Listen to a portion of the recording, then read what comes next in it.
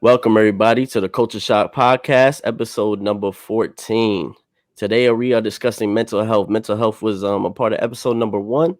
If you guys haven't checked that out, go check that out. But today, we have two special people that in that field with mental health. One being Nigel, who's already been on our podcast, talking about the Juneteenth. So, what's up, Nigel? How you doing, baby? What's going on, man? Feeling good. And then our new guest today, Erica, who is also in that field. Erica, how you doing? And if you can you explain kind of what you do in this field with with mental health? Yes, of course. So, hi everyone. I'm doing good. So, I am a third year PhD psychology student at North Carolina State. I do a lot of research in psychology, but I also do practice in psychology. I'm a trainee until I finish internship, which should start next year. Okay. So, I do a lot of work with families and children. So, a lot of my perspective will come from that, but also childhood informs how we are as an adult. So I hope that it is helpful in this conversation. And I do work with adults as well, some like just in the family unit like that. So yeah, happy to Okay. be here. And Nigel, what about you? I'm a mental health professional. A licensed professional counselor associate in the state of Texas. I currently work for the state at juvenile correctional facilities, helping young women who have been sex trafficked or other things in the Oh, state of Texas. I currently work for the only facility that's housing young women in the state of Texas, and I graduated with my master's at the University of Maryland Eastern Shore, started my doctorate in the process of trying to transfer my doctorate over here to the University of Houston. amazing, amazing, amazing. So with that being said, I kind of want to dive into it a little bit. You guys, everybody has, groups of friends and people that they're around constantly, obviously besides the people that you work with. So how do you feel like the people that you have around you, how do you feel like mental health is viewed by them? Do you have people that are kind of split half and half, or do you guys all kind of like see mental health as being a huge issue? I think for me personally, it can be split when I think about family and I think about my friends. So a lot of my friends pretty much are like open to talking about mental health, specifically like anxiety and feeling disappointment with life, especially in today's times. But I will say that I do have family members who I have a strong background, a religious background. I am a preacher's kid. So I do have family members who are more so they'll say like for instance like so and so worries a lot but they don't want to call it anxiety or call it what it is. They're sad often or they kind of are odd or whatever the case may be and never want to put a name on it, and so trying to have that conversation can be a battle. Mhm. So it's kind of split for me. Okay. What about you, Nigel? I think the same. It's funny, we both come from the same background of being preachers' kids, and Mhm. I totally agree. I'm blessed to have a mom who's into this field and who understands it, but definitely within our community, even in the Black community, it's more so seen as like, okay, we could pray this away, or we can find other ways to get around this instead of just speaking about it. And I find it funny also because like most Black churches do marriage counseling, but like therapeutic counseling is always the like, I don't know about that. So it's definitely something that I've experienced growing up and being in this field and having to navigate between both. But like I said, well, my friend group, they're pretty much open to it for the most part. They understand it, and just an advocate right now. We are advocates even in our friend groups to push further that mental health aspect. Right. And it's interesting. So what I see a lot is people kind of be nervous, like you said. They kind of say things without putting a name to it. Like I'm dealing with this, but they kind of try to push it. I know personally for me, I used to be like growing up, I used to push things down. You know what I'm saying? Try to push it down, push it down, push it down. And I mean, you learn as you get older, that's not the right thing to do, but it causes anxiety, it causes stress, it could cause depression because it all builds up. All that stuff that you're pushing down just builds up. Do you see like in the people that you work with and the people that you have, do you see them when they first kind of meet you and get to know you that they kind of hesitant, like they have all this stuff pushed down, that they kind of hesitant to talk to you about it? Um, I would say it depends because I guess it depends on what I'm working on. So in some clinics, yes, they are a little bit more like reserved Hmm. initially because it's a lot oftentimes their first time, and people think like, oh my goodness, this is like I sit on the couch and I tell you all of my business type of thing. And we've evolved from that as a field. Some people, that's their therapeutic style, but it's not always like that. And then you get some people that they just want answers, because by the time they get to me and they're in the clinic that I'm at, they've seen about like five other people. Or you might have people who've like gone through a lot of different, supportive people, and they just want a right fit for them. So when they see you, especially if I'm working with another Black family, it's kind of like we lock eyes, and they just feel a little bit, sometimes feel a little bit more open and ready to share more, Comfortable. because they feel like, you know what, like we have something, a shared identity. And so I can feel a little bit more comfortable being transparent and being my real self to you. That's dope. How about you, Nigel? For sure. What was the question again, so I can make sure I answer fully? Just kind of, when you meet the people that you're working with, and they kind of meet you, are they all the stuff that they have suppressed, right? Do you feel like they kind of keep it suppressed at first, or do you feel like they open up to you right away? It's kind of hard. I don't think anybody usually opens up to you right away, especially with Mm-hmm. the stigma that's been placed on mental health. Um, it's something that we learn. You got to build a rapport with anybody, any friendship, any relationship that you have. You got to take somebody out on a date first. You got to Mm-hmm. court them first before they start to give you their information. And it's just like that in mental health. People have to be comfortable and understand that you're here to listen to them objectively instead of just giving them advice on what you think. And they have to feel, people have to feel as if they're not being judged before they release Right. certain information to you. So even in your friendships, you'll see that people tell certain friends certain aspects of their lives because the fear of judgment or the fear of certain information getting out. So that confidentiality, that people feel like, okay, I know if I tell them something, and I tell everybody that, even the people I work with in the correctional facilities, like, I'm like, yo, you have rights. So if I do say anything outside of here, you can sue me for everything that I got at Right. this point. you know, Mm-hmm. and I think that's what it is. But it also plays a role in what Erica was saying. Also, that cultural aspect of it. When you see a Black therapist, it's something else that we can relate to, that allows you to open up a little bit more differently, and it's a Right. natural thing. A lot of people that come from different ethnic backgrounds look across the table and they're like, well, I know you don't understand where I'm coming from, based upon the different lives that we've lived. So being Black and in this field does have its advantages when you're working with clients, but in the aspect of, it allows people from other backgrounds to be a little bit more comfortable with you sometimes, because they already know we're coming from the same place and we can see from the same lens. Right. Now tell me if I'm wrong.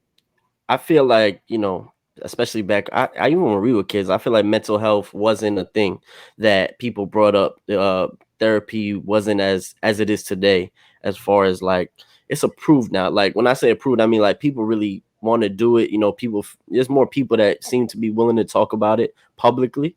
You know what I'm saying? Like I don't know about you, but I grew up like with my pops was one of them mentally strong, I don't need to go to the doctor type people. And you see a lot of those like old school ways, But now it's like it's talked about more. It seems to be more out there. But I also got a question behind that, because I feel like the world, it seems sad, right? Do you feel like the world itself is becoming like I've heard people like say things like, yeah, I don't know why this person's always sad, sad, sad, sad, sad. So when they use that word sad, right? And I say the world is sad, is it all these things just getting grouped into one? Do you guys feel like people are trying to group all this into one and saying the world is sad, or do you feel like that's truly the baseline of where it starts, like people becoming sad? You know what I'm saying? Because people could really, trying to word this the best way, people could really just try to place all their problems into one box, right, and then just name it. But meanwhile, it's four different things with four different, what I'm saying. So Yeah, I'm saying, do you guys find that people try to take all their problems and just put it into one little category, and you guys kind of gotta pick it out of them in a way, like, you know what I'm saying, like gotta really pull it from them? I think that people start to open up differently with the things that they're taught. Mm-hmm. A lack of education and competency is sometimes with avenues of mental health, where a lot of people now like to use the word depression for everything, and Right. that's what they say. So I'm depressed, but there's other aspects of it. Are there are they having trouble with anxiety? Are they having trouble with other aspects that can coincide with their depression, instead of grouping it as just, oh yeah, I'm just depressed, Right. or just I'm sad. I'm sad to a therapist really isn't giving me any information. So basing that off of I'm sad, it wouldn't really have context to it. And that's Mhm. what our job is, to try to peel back the layers slowly to see what's behind that I'm just sad, Mhm. because a lot of people who have different defense mechanisms to not get to that reason of, well, I'm sad. What's going on in the background? But I do think that, like you were saying, a lot of things do get grouped together because it's just a lack of education. But it plays on the fact that this field is new and growing. It's been around, but people Right. haven't been investing in it in that way. Like, we both grew up in New York, and I never even had a mental health therapist in my town, like, or my Mhm. school. I had a guidance counselor, but I didn't. They say you have like a school psychologist, but I've never even met mine in my whole town Right. before. Mhm. And Me neither. that was one of the reasons why I chose this field, because I want to go back into my communities and give back in that way. But I veered off a little bit. I'm sorry, Erica. No, you good. You could go. Well, it's a good conversation. I think that right now our field is trying to start exposure to mental health, and they, frame it different type of ways. We have social and emotional learning.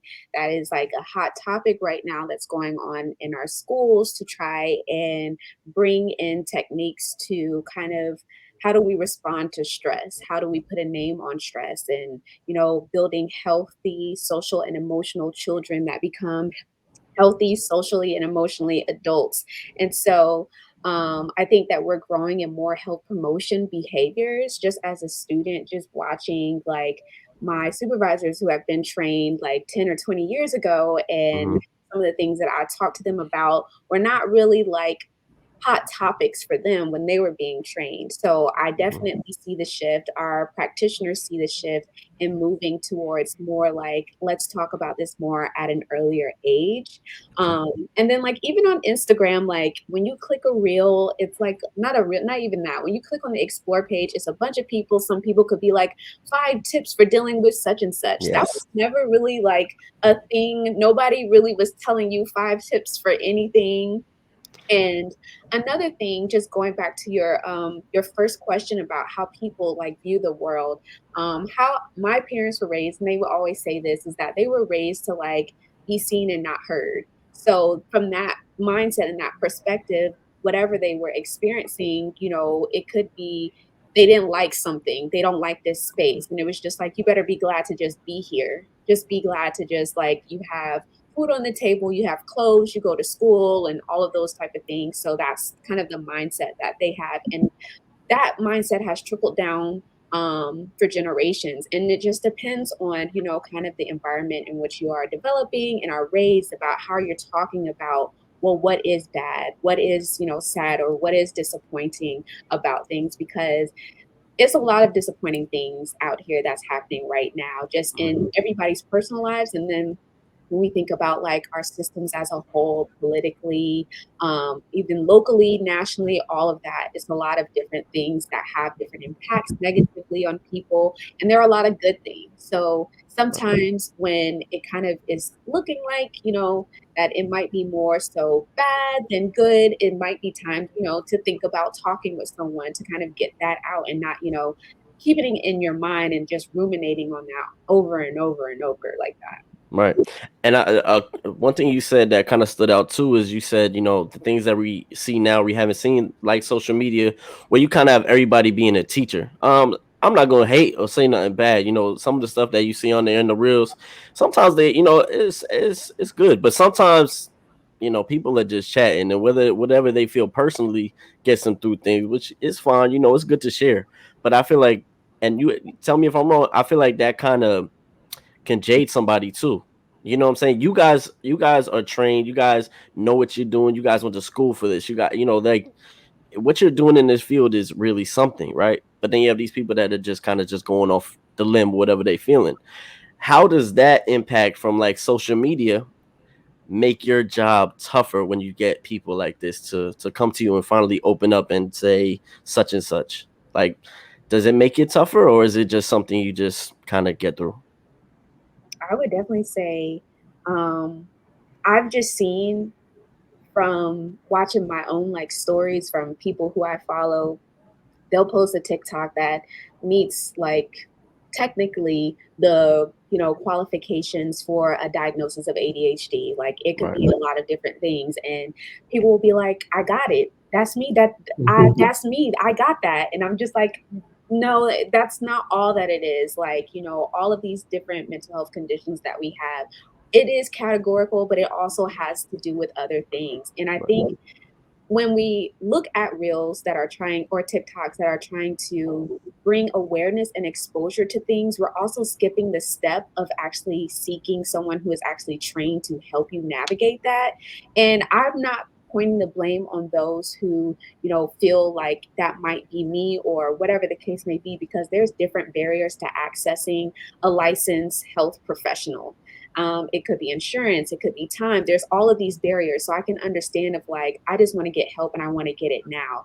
And I think sometimes on our practitioner side, they like to wag the finger at people and say like, well, you should go and see someone and all of these type of things, but they're not having the conversation as to why people don't. There's a reason why people don't take that next step. They look at the TikTok, they say, this is what I have, and they move on. But why aren't they wanting to come into our field? Why don't they want to be exposed to that? Why don't they want our support? And it's because of our history of how the field was designed that excluded a lot of people, and they don't feel seen or heard. So when these TikToks happen, it's accessible. All you have to do is turn your phone on.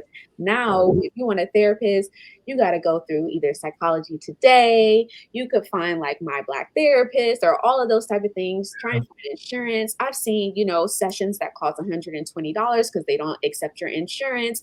And especially in today's time with the recession and financial things, it's kind of like there are a lot of barriers. It's So tough.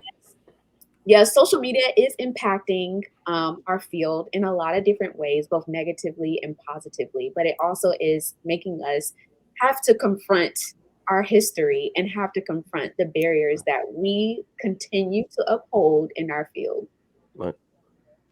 100%. That she touched everything with that. I don't think she got That's to it on with that one, mm-hmm. especially. But she's definitely right. Especially, I was going to mention that about the barriers, and even some of the barriers I see now, working more in the correctional facility and working with kids who are by state homeless because they can't leave the correctional facility until we admit them outside to a place where it's approved. So, all of my kids are on Medicaid, and even though that they're getting some of their services, they're not allotted all the services that they need, Right. and that's something that has been a struggle for us. And a lot of parents keep their kids there because they're getting services that they can't afford when they get home, you know so it definitely plays onto that also, and having that education of how to go about these things and how to enter this field, because it's scary. A lot of people also are afraid of the diagnosis, because then it comes, that's okay, I have the answer now. Now I have to take the steps to make sure that my child is okay. But if I stay in this gray area, it's like, I don't have to. I don't really Mm-hmm. know. So, I don't really think that it's this. I don't think it's that. Or I can go, like, for instance, like Erica said, I went on TikTok the other day and it was like 5 steps to knowing your child is autistic. I'm like, how? What? I was like, Wow. how is that possible? It was like, one of them was like, yeah, if they like to play with wire items and stuff. I'm like, all right, where'd you get this one from? Mm-hmm. Yeah. So it's certain things like that where our field is growing in a great way, but then you're gonna have people who are gonna take advantage of things in that field to benefit it from other ways. So Mm-hmm.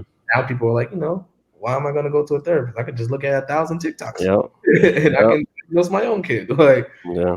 so Erica made a very strong point with that, and it is something that we see now. That's dangerous though. That's the one thing is that's dangerous. It's almost like playing with fire. You having a bunch of people going off something like that rather than people that are trained that really have the knowledge on it, and do this for a living.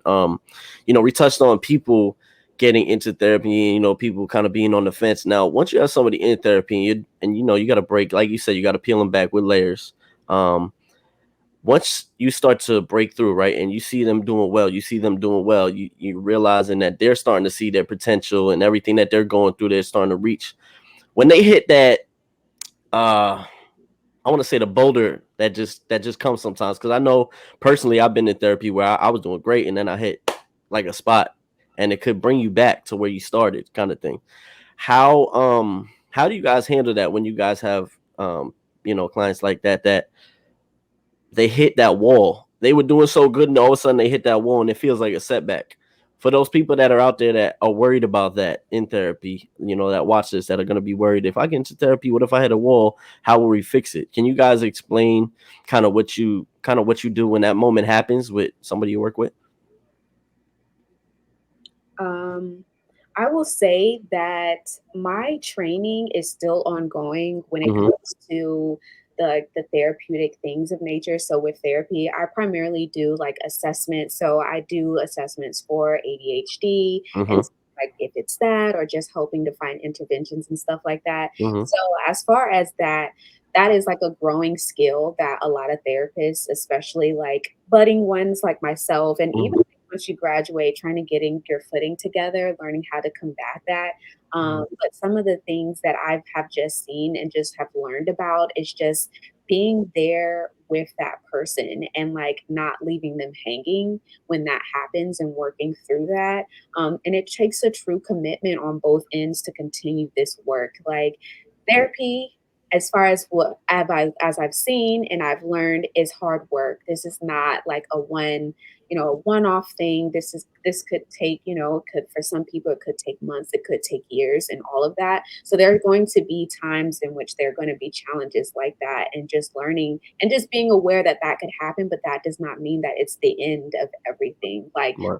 still someone on the other end with their hands still out and walking through this together. Um, yeah, and I think, and this goes back on the positive side about social media and TikTok, is that you see a lot of licensed therapists who talk about what do they do in those aspects, who make like sometimes their dances, which could be like a little corny, but I see, that there are people out there who, because what we say, it sounds good, but like in real life, are people really doing this? Right. But I've seen other therapists who are out there and they're doing that. And so it's not just an exclusive skill. Like a lot of people are committed to working past those things. Okay. Yeah, I think that even from so like there's different aspects of it. So being, for instance, say like I was in an addiction setting where Mm-hmm. it was a little bit different, where a relapse can happen at any moment, and you prepare for that, because no therapeutic process has one direction. It can take a different direction, a different form, and not every therapeutic process is the same. Not every approach is the same. Not every body's the same. So you have to be prepared for the different things that you may encounter. You may bring somebody 5 steps ahead, they might take 6 back. You Mm-hmm. know, it's okay because that's what the process is for. It's a therapeutic process, and Mm-hmm. it takes its own time. And I've had that before. I've had a client who I've worked with. He was clean for 6 months, just had a relapse. Life happened and life Mm-hmm. hits, and just because he had that one relapse doesn't mean that he didn't just go 5 months strong when he couldn't go 3 days strong before, and it's about building that person back up to bringing them back to that place. And it happens even now in the field that I work in. And it is discouraging sometimes because, you feel like, dang, we're working so hard. But at the same time, you got to understand that even for your client to even come and be that vulnerable with you and let you know that they've relapsed or they've taken a few steps back or what we would call regressed in certain areas, that's a very big thing, and that's growth in itself. So you look at different opportunities. I try not to be negative with these things and stay like, Mm-hmm. bad things. They're just different opportunities that you could have taken, and I think that's definitely the approach that I try to take with most of these things, because you have to be prepared as a therapist for your client to be what we call treatment complete in my facility, because you have to be treatment complete to even leave and re-enter what we call the free back into the regular world.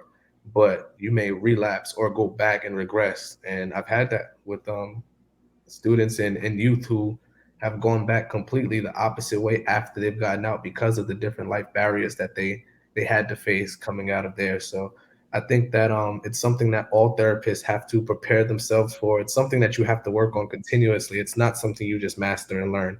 It's Right. something that you continuously have to work on throughout the process of your therapeutic practice and being a practitioner. So Mhm. It's definitely it's something that is important and needs to be discussed for sure. Right. And you guys, we're all humans, we all got hearts. We all I'm sure you guys have seen things in, your line of work that really hits you. And sometimes I know it could probably even go home with you in that sense. You know what I'm saying? You think about it and you, like you said, you seen this dude, relapse like that. If you built a bond with him, it's gotta hurt you in a way too. You know what I'm saying? And I think that's a tough thing that people don't even realize in therapy. That it may be your job, quote unquote, it's your job, but there's so much I would call it energy that you're giving and they're giving back to you. So like how hard is it not to take that stuff home with you? Is it easy, or is it really hard to, like, when you take it home, do you just deal with it? Because at the end of the day, you guys are therapists, but you guys go through your own struggles in life. So this is kind of like added stuff to you. How you go about it. So does it become harder after, once you shut everything down, you go home and you just sit back and think? Does it become harder, or is it something you could just leave at your job? No, it's hard. It's Hmm. actually very hard. I'm learning about it more than ever now. Because like I told you, even to even speak from, and you know the field. I work in a very Hmm. dramatic and a crisis-inducing field right now, and even now, like I'm even while we're talking right now, I'm thinking about my work phone. Like, what's going on right now at work because Hmm. it's a 24-hour facility. So what's happening right now at my state phone? I literally for this I left my state phone across the house because that I'm still going to be worried about it. And you take a lot of things home with you. Every therapist needs a counselor. We all need counseling, and we talk about it's called burnout, what you're speaking about also, Hmm. where you're getting burnt out from the abundance of work, life, and we still have to go through things. And it's something that I try to teach clients and us because we're all human, and I tell clients that too. Like, even the way you approach your therapist affects your therapy also because we're all human. So sometimes when you approach your therapist, I have to be objective, but that might have bothered me, you know. Right. I'm a human person at the end of the day. So I'm gonna feel away in that moment for a little bit, but I have to remain objective and try to be. But we're still human and it happens sometimes. And it's something else that we call counter transference and transference, where it may be the transference of emotions, or some of your emotions may spill out into a session, or the client's emotions might spill out onto you. And it's different aspects of it that we can definitely go into. But it's definitely difficult to try to remain objective. And if any therapist says no, they're lying because Hmm. some of the craziest things that you feel me, like if you come to work and you hear a 11-year-old go through life things that you never expect, something Never. you Hmm. you've never even, some stuff you only see in movies, like Hmm. I'm hearing stuff like I'm hearing from Taken, like the movie. I'm like, whoa, hold on, wait a minute. Especially in your field too, you're gonna hear a lot of Yeah, crazy I'm stuff like, like that. whoa, whoa, this is crazy. Like, how do I approach that? And Right. I've been through many life things. I've been through life things that they haven't experienced yet, but I haven't experienced that before, and it bothered Hmm. me. There's been times I've been laying down in my bed, and I'm just like, I can't sleep. Like I keep Hmm. thinking about what's going on, what's about to happen next, and it's a 3-day weekend, and I'm like, Lord, please let me come back to work and the job be still standing. And that's Hmm. kind of things that happen. But definitely, I'm sorry. What do you think, Erica? No, I kind of resonated with a lot of that stuff. So before I started psychology work, I was an elementary school teacher, and Okay. um, I just remember not being prepared for leaving work at work and going home. It was a very stressful type of environment that was often, the needs were high with low resources. So, going home and thinking about what is X student doing or all of those different type of things helped to prepare me for the psychology field, because a lot of the work that psychologists do, depending on if it's long term or short term, sometimes you're in that moment and you might never see that family again. Like they could come to you and, they need all types of like a comprehensive evaluation so that they can get a proper diagnosis so that they can be eligible for the services that they need. And so that's why they come to you. So you could spend a day with them, you could spend hours doing all of these assessments, trying to get the diagnosis together, package it all up, write the report. I mean, you hear their life story and then they go on and you know, you never hear from them again unless they need a reevaluation, and usually they move by then. And so that part is probably one of the hardest parts as a psychologist in training, is learning how to cope with that. Learning, like, you might think about them. Something, you could be walking through the store, you could watch a movie and they'll pop up in your mind and you're like, oh my goodness, I hope they're doing okay. And the thing, Right. our type of work is that we can't really share a lot about what our days are like, because we have to protect the people that we work with. So a lot of times people who have high stress jobs can go home and talk with their friend or whoever else is there to support them in life, and we cannot really divulge too much because we also have to protect whoever we're working with. And so that's a key part with learning how to take care of ourselves, is learning that aspect of, trying to manage how much are we going to take on to ourselves. And one thing that I've learned is to give my 110% in the moment and be there, and just be rest assured that I gave this everything that I have. So the worries that I might have about what could be or whatever, those are things that are outside of my control. I've given it everything that I have, systems level wide, person centered, all of that. And that is what kind of helps me to continue to be there the next day and the next day and the next day, and not, have that burnout and not feel like what I'm doing is not helping, or that, or just anything like that. So that's how I Right. work with Yeah, that. I would say the Now, most difficult aspect of a therapist or a psychologist, anybody in the mental health field, is the first 5 years of their practice, because that's when really. you see the most burnout. That's when you're trying to acclimate to the field and all of these other things. So Mhm. it's definitely for new people entering the field. I would definitely learn how it's boundaries. Learn how to set your boundaries. Learn how to set your work boundaries, your life boundaries, your personal boundaries, so that you can move efficiently throughout your week, throughout your day, throughout your years, and stick to them. Something that I'm learning now. When I come home, gotta put the work phone away. I gotta just set some time away for family. I gotta do these things. When people can't, I have to set time where people can't contact me, because I need that time for myself. When I come in, my fiance has to know I need an hour to decompress from what I just went through at work. I can't just come in and just start talking. And even when I come into work, they know, listen, give Nigel like 30 Mhm. minutes to acclimate into work, because he has to get his mind right to get ready for work. Mhm. So there's things that you can do to try to help yourself along.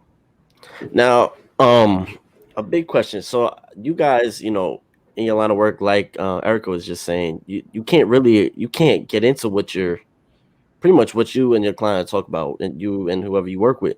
Can you tell people out there, be it people that are interested just in the background of therapy, what are it's kind of rules you guys gotta live by in that way, right? You would call it that, or is that the right term I'm using? Like rules you guys kind of learn in Sorry. schooling and that? Yeah. Uh, So can you explain to people what it is that you guys kind of got to live by when it comes to working with people? I'll let Nigel take that one. yes, like she said, she started to say it's our ethics code. We're in this, so it's kind of hard to say between the both of us. We do follow an ethics code. Her is Mhm. like an APA, and mine is an ACA, which is the American Counseling Association.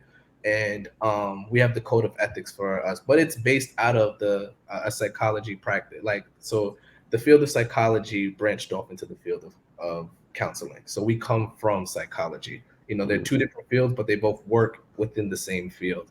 We're all mental health professionals, so we have our own code of ethics that we have to follow, and it's law in our field. Right. It's law. Without it, you can lose your practice, you can go to jail, you Mhm. can be sued, and these are all the things that we deem it's the minimum level of competency. So even for our licensure exams, or we're mandated to take a licensure exam so that we can practice. And our licensure exam in the beginning of it says the minimum aspect of competency you have basically to not do harm to other people. So there are rules, there are laws set in place, and some of them aren't in agreement with all of us. Some of them are geared towards a westernized culture that don't coincide with some of the things that are going on here, and that's it's something that you kind of so, like, even for instance, it may change even by state. Right. So my state, I have a duty to warn differently in other states. So in my state, if one of my clients says, yeah, I'm about to go kill my brother, I can't call his brother in the state of Texas. But in the state God. of Maryland, I have to warn all of the third parties. I can call the police and let them know that he's, I can warn a third party that he's trying to do harm to somebody else, but I can't warn the So you person. telling me right now in your state that you're in, you can't say nothing. He says that to you, you can't say not a I damn can thing. warn the third party, so I can let the police know, Okay. but I can't let that person know. God damn, that's So crazy, son. it is Wow. different. I came from a different state, and I'm like, yeah, I'm telling everybody. Right, right. And That's something serious too. they're like, nah, you'll go to jail. I was like, oh. Wow. So it's different. It's different between state laws and then your national laws and all Mhm. these other things. So there's ethical codes that coincide with every state, every legislator. Like it's a lot. It is. Interesting. Interesting. Yeah, and I would also add to that because basically, like Nigel said, we both the our ethics broadly are pretty much the same, but like Mhm. state wise, in order to practice, you have to like also have like added questions to your licensure or whatever the case may be to let them know that you know about this state. And usually if you move somewhere, then you have to take a new one, and then after that then you have to do continuing education credits, and that could be like up to 1,000 hours and all of those type of things. But in addition to that, one thing that I'm seeing a trend of is I'm seeing a lot of people being fired from their practices or whatever the case may be because they are not with upholding these ethics. Um, Really? yeah, because you'll have people that will state things and people will say, that's actually kind of harmful, the things that you're saying. Maybe not physically harmful, but it could be very offending. Hmm. And people are now losing their jobs and having their license be suspended for whatever the case may be because they're not abiding by those things. And so that's why we have our boards, that's why we have our ethics people who come in and they, update it. Our ethics that are right now are not the same ones that we had when, our field first started. And especially as we see our ethics grow to be more equity based and centered, we see a lot of that's how we have more practices that can increase access to services. So the more that we get our ethics updated, the more of that. But it's really key to follow those things. And that I think is also what separates therapists, psychologists, counselors, and all of those people from other people who just are sharing these. Here are 5 tips for such and such. Like, Right. it's a governing body at the end of the day that can call you into questioning at any time. Mhm. So when you say that I am a licensed such and such, I am such and such, and someone wants to check you on that or you're not abiding by that, they will come and find you. I And bet they would. it will come and find you. That's why Hmm.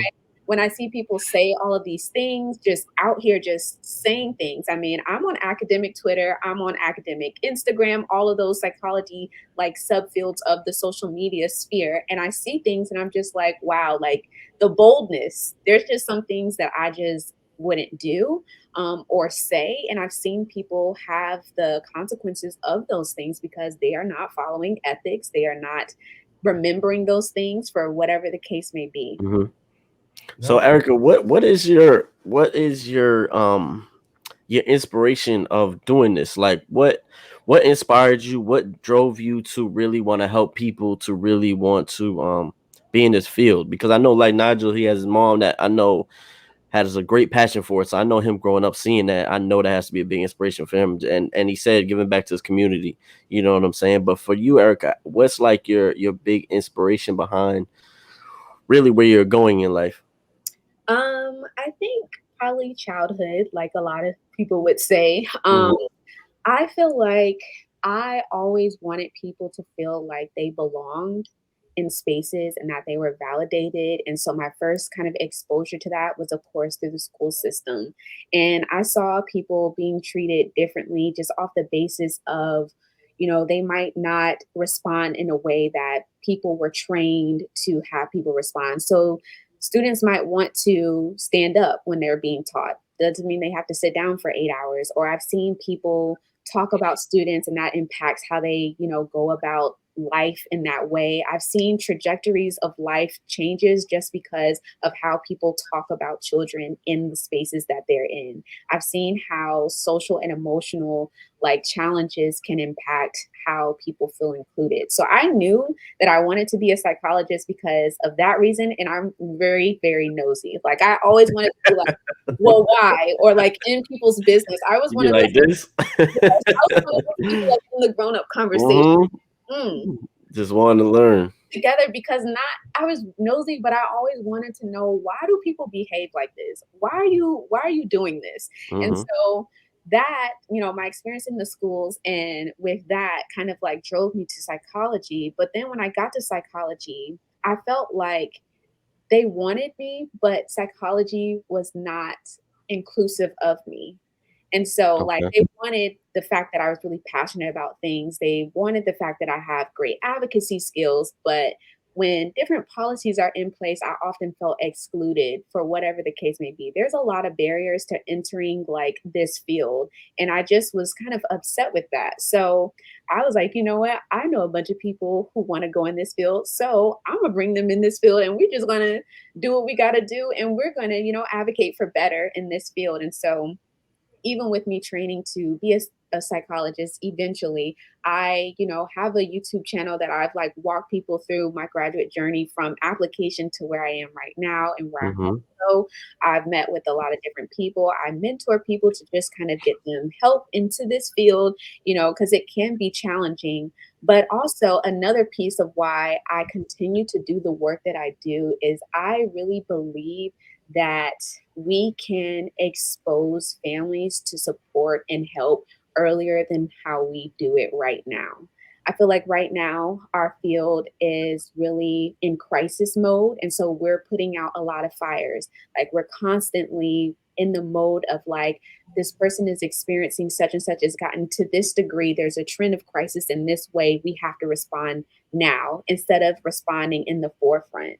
And so I kind of want to be in the forefront of things and have early exposure to psychology. So eventually, I want to go into integrated primary care, which is Mhm. basically the psychologist works alongside a pediatrician, they work alongside a social worker, and it's kind of like when you go to see the doctor, you see a psychologist too, because psychologists are not just for crises. Like if you notice that your 3-year-old is having a tantrum that's going beyond what's regularly, like don't let that continue to go on and go on. There's a psychologist here. Let's talk through this and let them kind of lead the discussion, but support them in that.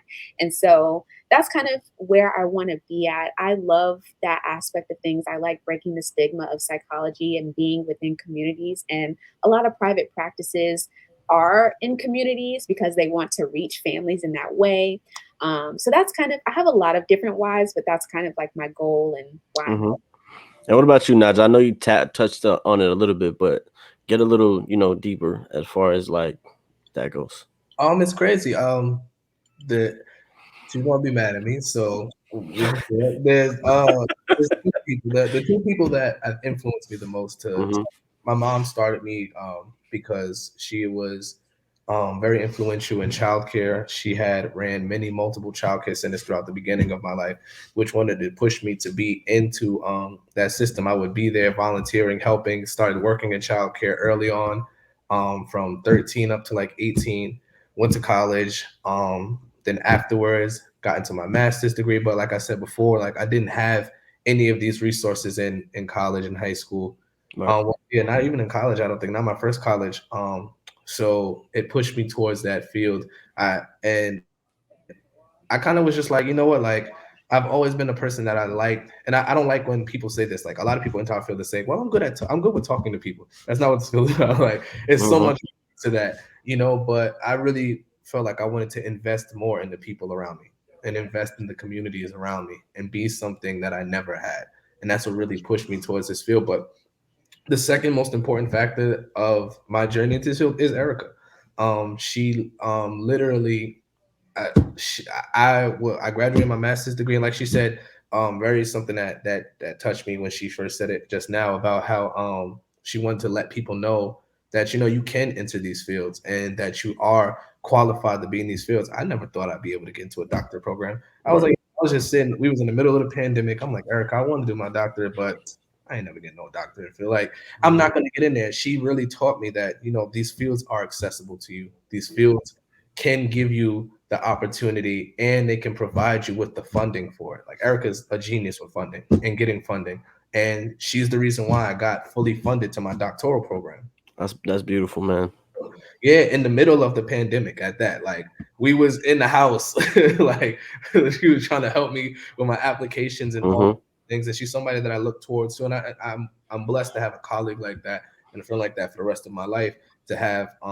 And that's where like this whole she taught me the aspect of now in this field building that generational wealth between friendships, between colleagues, between family members, because we're like family. That's like I said, it's one of my closest friends, and it really showed it pushed me more to now want to be more invested in this field, that when those applications come across my desk, I can be the deciding factor in somebody else's life change like Erica was for me. And that's where I'm at right now, even in my field. I want to go back to school and be able to provide those services and give that opportunity to somebody else so that they don't have to go through what I went through. They don't have to take the same steps. They can take the step above me and then jump up and then do the same thing for somebody else. So I think that's what really kept me and motivated me in this field throughout this pandemic, throughout my doctoral programs and all of that. That's beautiful. And what I can see in both of y'all is the genuineness behind it. So like for me, when I wanted to go to therapy, right, I was like, man, I've heard everything. Everything you guys talked about, I heard the good, the bad, the ugly, everything. Some therapists just do it for the money, some, this, that, the third. And I was like, man, I just gotta meet somebody that's genuine, right? And I was blessed to have somebody that Nigel mom, who was a genuine person, like genuine to the T. And when, like you said, you make that person feel comfortable, it just automatically comes out. Whatever you feeling comes out. And when you could be yourself around somebody like that, you know what I'm saying?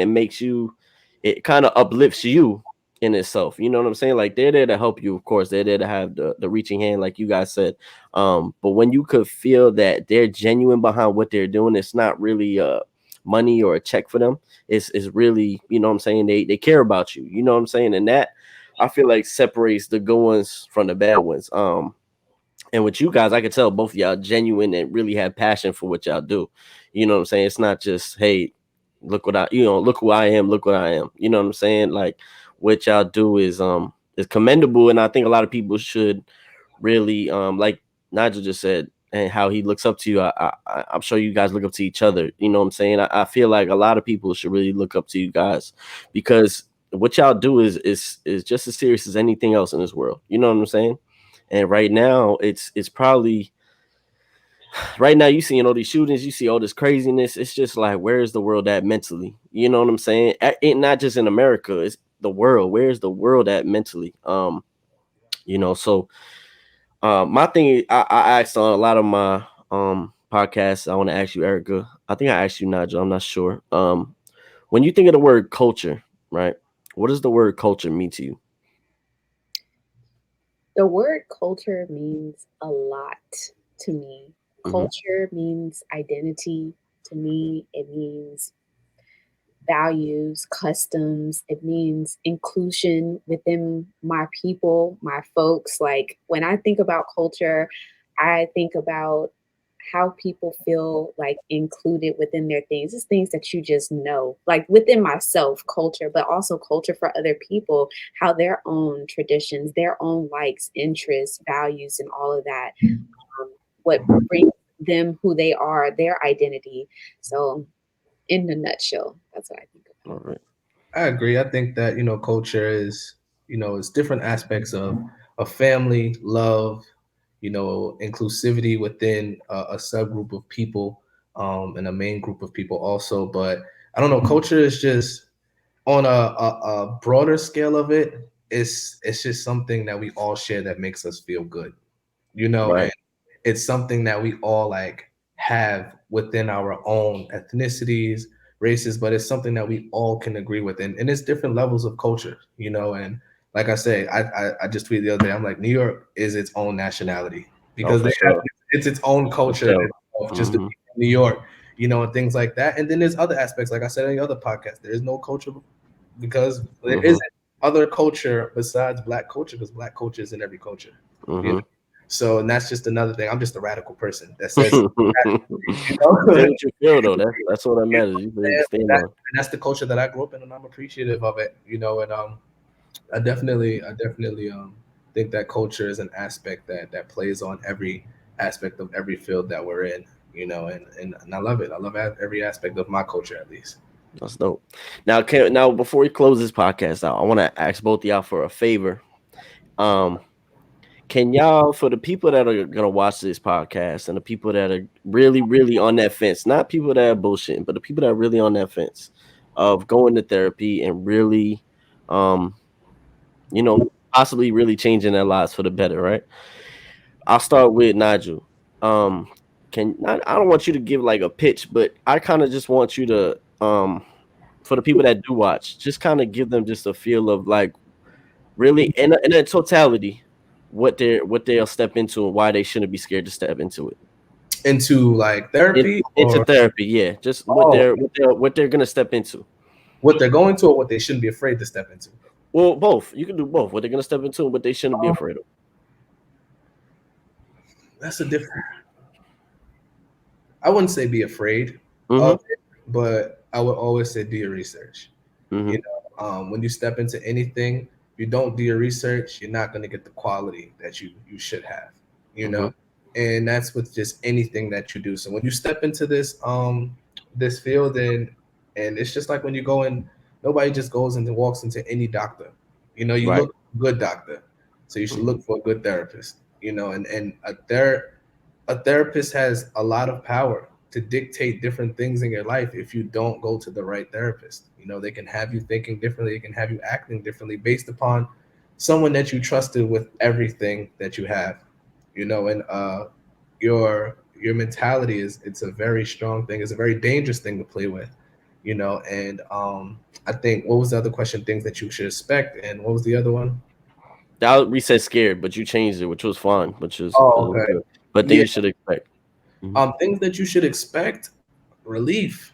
You know, when you really get into this this field, and well, if you're we're talking about people just coming into Just therapy and yeah, trying. people that just want to try it. Yes, just people that want to And try it. it's a relief. It's a relief to finally break down those barriers, to finally be able to speak about the things that we go through. And I encourage Black people to go to therapy more than anybody because there are systematic barriers that we face that nobody else can understand.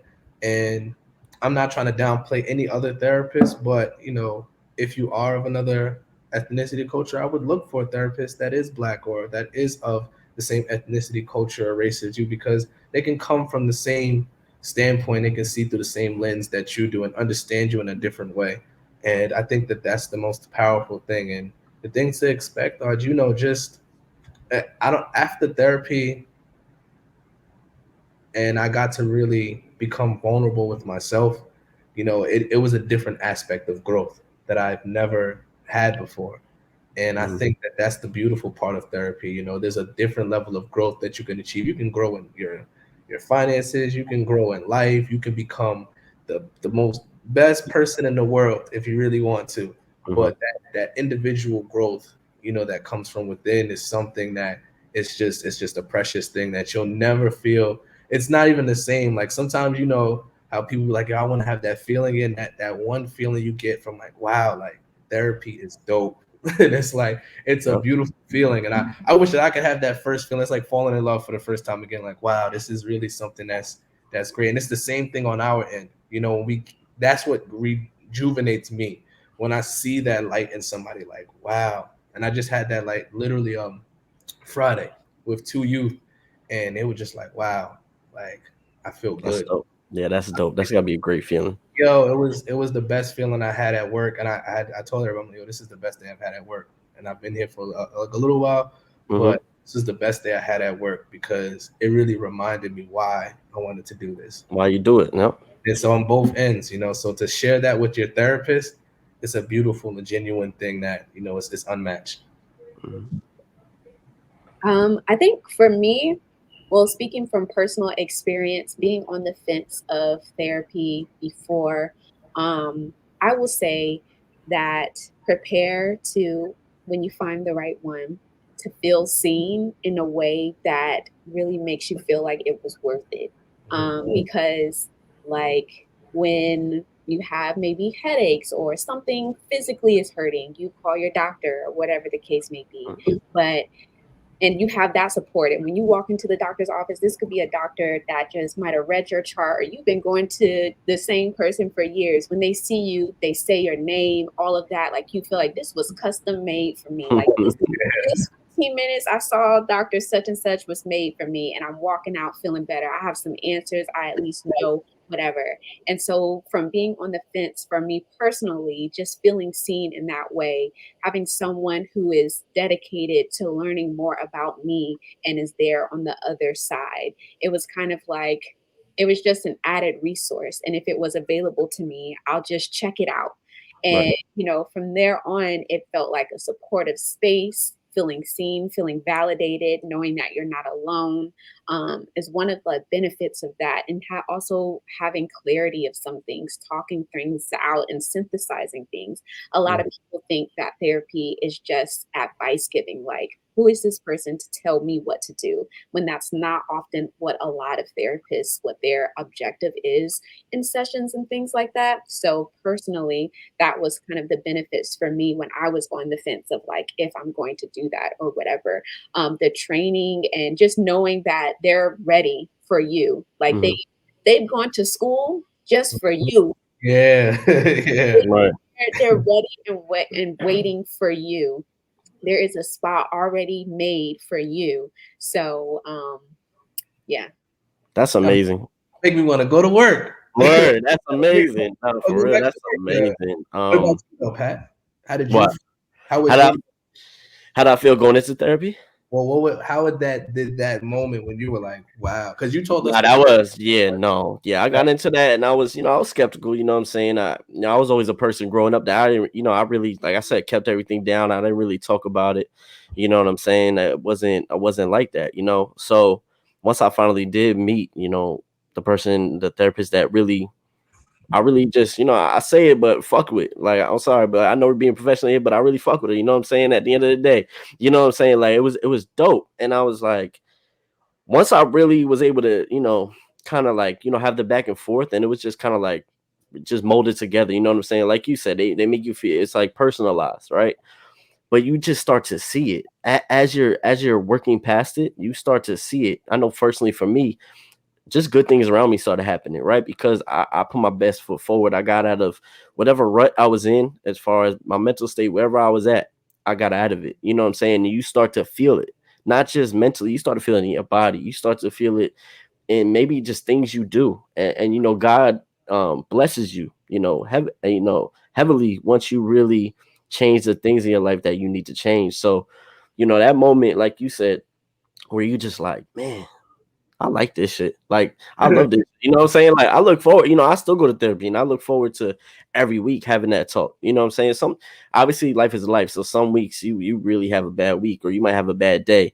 And I've had that. I've had moments where I'm like, man, screw this. And I have that conversation and I get off the phone. I feel better. I'm like, all right, you know what I'm saying? Like, and there's a gift that you guys have that is unexplainable, but it's for me to tell everybody you should really go through it. I know if you talk to people, I've met random people and literally we just start talking about therapy. Like, that's how much I love it. You know what I'm saying? Like, we just start talking about it. And I'm sure you guys have seen people go through crisis and really go through hardship. And you kind of, I know you don't throw it on them, but you kind of just, kind of throw it out there. Listen, you should think about it, because it's a game changing thing. And I think the whole world should have a therapist for real. Like, I think everybody, if they can afford it, however they can, because I truly think what you guys do is like, I'm trying to think of the word here. You know how God sends down like people to really spread His word.